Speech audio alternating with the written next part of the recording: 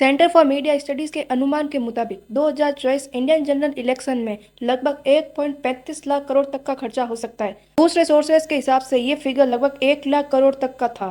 और जब हम देखते हैं जो पार्टीज ने ऑफिशियली खर्चा डिक्लेयर किया है, जैसे कि भारतीय जनता पार्टी ने 2024 लोकसभा इलेक्शन का अपना खर्चा 1,737 करोड़ रुपए बताया था। ये फिगर एक बात साफ कर देती है, हमारा टैक्स और इलेक्शन कैंपेनिंग का पैसा अलग नहीं है। यानी जो हम कंट्रीब्यूट करते हैं उसका एक बड़ा हिस्सा पब्लिक सर्विस में ना जाकर के इलेक्शन के खर्चों में जाता है। और जब सिस्टम इतना खर्चा करता है जिस पर हमारा हक है, सड़कें, हॉस्पिटल, स्कूल्स सब में फैसिलिटीज नहीं है, तो जो लोग रिच है और अफोर्ड कर सकते हैं वो लोग फॉरेन कंट्री में जाके सिटीजनशिप क्यों ना ले। मिनिस्ट्री ऑफ एक्सटर्नल अफेयर्स के अकॉर्डिंग 2023 में लगभग 2,16,219 लोगों ने अपनी इंडियन सिटीजनशिप छोड़ दी थी। 2022 में ये फिगर 2,25,620 था। 2011 से 2024 तक के पीरियड में टोटल 20 लाख से ज्यादा लोगों ने इंडियन सिटीजनशिप छोड़ के दूसरे कंट्री में सेटल हो गए हैं। नमस्कार दोस्तों, आज हम एक बहुत ही इंपॉर्टेंट टॉपिक के ऊपर बात करने जा रहे हैं। क्यों इंडिया के सेलिब्रिटीज, क्रिकेटर्स, रिच लोग इंडिया की सिटीजनशिप छोड़ के दूसरे फॉरेन कंट्री में सेटल हो जा रहे हैं। इसके पीछे सिर्फ फेम या मनी का रीजन नहीं है, एक और बड़ा कारण है जो हम आम लोगों के लिए भी बहुत मायने रखता है, और वो है हमारा टैक्स और उसका यूज। ये सड़क देख लो, ये मेरे एरिया की सड़क है। हमने टैक्स दिया है, हमारी एक्सपेक्टेशन थी कि सड़क ठीक मिलेगी,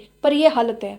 हम लोग रोज टैक्स देते हैं, GST, petrol tax, income tax, property tax etcetera. हम सोचते हैं कि ये पैसे हमारे देश और हमारी जिंदगी को बेहतर बनाने के लिए यूज होने चाहिए, तो बदले में हम देखते हैं सड़क जिसमें पॉट होल्स है, खुला गटर या गंदा पानी। गवर्नमेंट स्कूल का इंफ्रास्ट्रक्चर बहुत ही खराब है, टीचर्स कम है, गवर्नमेंट हॉस्पिटल्स में डॉक्टर्स नहीं मिलते, इक्विपमेंट्स बहुत ही पुराने हैं। और हम सोचते हैं हमने टैक्स दिया है, हमें ये फैसिलिटी मिलनी चाहिए थी, पर हालत आप सभी को पता है। एक और इशू जो कि बहुत बड़ा है और वो है एयर पोल्यूशन। हम सबको पता है दिल्ली की हवा कितनी खराब है, लोग मास्क लगाए हैं, स्मोक नजर आता है, बच्चों को स्कूलों जाने में दिक्कत आती है। रोड डस्ट, व्हीकल्स, इंडस्ट्रीज ये सब मिलके पॉल्यूशन को और बढ़ा रही है।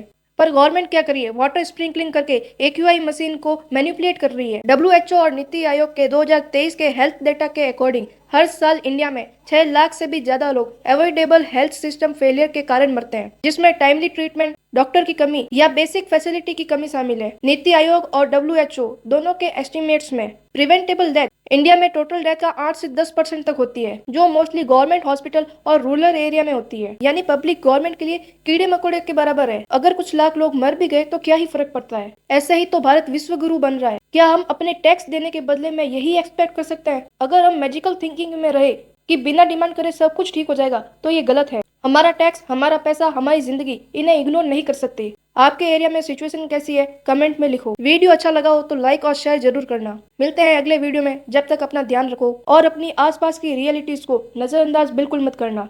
Thank you.